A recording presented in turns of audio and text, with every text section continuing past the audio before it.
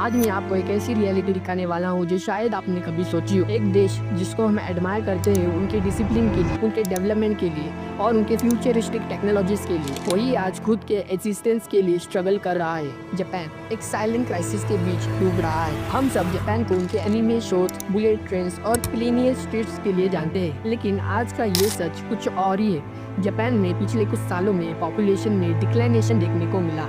लोग वहाँ के शादियाँ नहीं कर रहे हैं, जिसका इम्पैक्ट उनके आने वाली जनरेशन पर हो रहा है। वो मानते हैं कि अगली नेक्स्ट जनरेशन उनके लिए बर्डन बन रही है। मीन्स जापान का डेथ रेट बर्थ रेट से ज़्यादा है। ऐसा क्यों?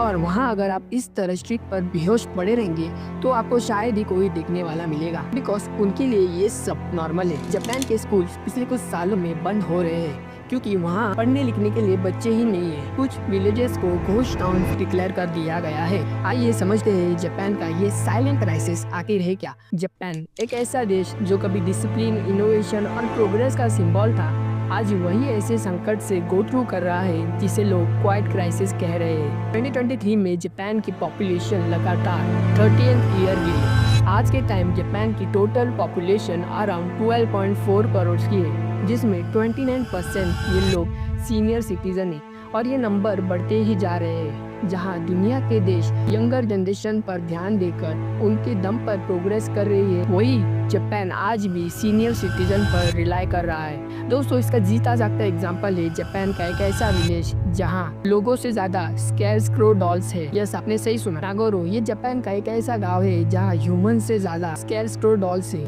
यस, पहले वहाँ भी फैमिलीज रहती थी, स्कूल चलते थे, सब नॉर्मल था। धीरे धीरे लोग या तो सिटीज की तरफ शिफ्ट होने लगे या उनका देहांत हो गया। लोकल आर्टिस्ट लेडी ने उन लोगों के नाम और चेहरे के डॉल्स बनाए हैं। ये गांव में आपको डॉल्स स्कूल में या बस स्टॉप पर दिख जाएंगे और ये गांव पिछले कुछ सालों में एक टूरिस्ट डेस्टिनेशन बन गया है और ये गांव को द लिविंग घोस्ट विलेज नाम से पॉपुलर हो गया है। ये सीन सिर्फ देखने में अजीब नहीं है, बल्कि दिखाता है जापान में विलेजेस कैसे खाली हो रहे हैं। तो सवाल ये उठता है कि एक इतना डेवलप देश, इतनी अच्छी हेल्थ केयर सिस्टम, फिर भी आखिर लोग बच्चे क्यों नहीं चाहते?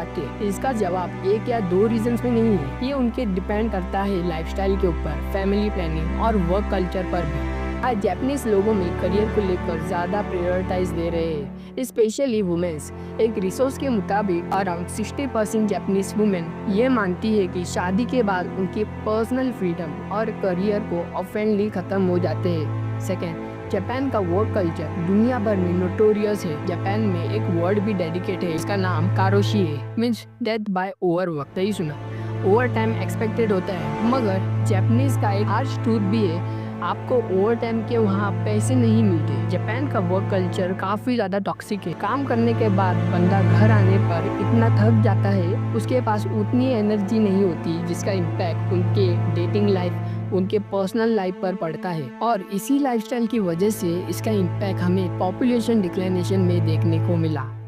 थर्ड, 1990s के बाद जापान एक इकोनॉमिक स्टाइजेशन से पेश कर रहा है, द लॉस्ट डिकेड, जिसे कहते हैं यंग जनरेशन को लगता है कि नौकरियां अनस्टेबल है, लिविंग कॉस्ट हाई है, सो फैमिली बनाना एक रिस्पॉन्सिबिलिटी है क्योंकि वो अफोर्ड नहीं कर सकते। ये जापानीज के यंगर जनरेशन का मानना है। आजकल जापान में AIDFs आ गए हैं, यानी कि रोबोटिक पार्टनर्स।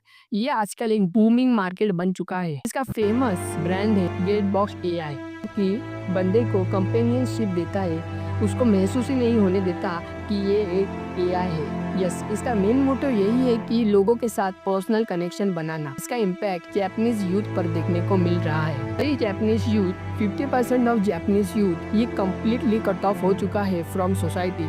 आजकल यंग जापान एक साइलेंट इमोशनल क्राइसिस से गुजर रहा है, जहाँ लोग लव से ज्यादा लोनलीनेस एक्सेप्ट कर रहे हैं। द एजिंग टाइम, आज आपको जापान में हर दूसरे कोने में एक ओल्ड कपल या ओल्ड एज लोग दिखेंगे। जापान की एजिंग जनरेशन, आज जापान का 29% लोग 69 प्लस एज से है, यानी कि वो दुनिया में सबसे ज़्यादा एल्डरली रेशियो है। बाय 2015 तक ये फिगर 38% तक बढ़ सकता है।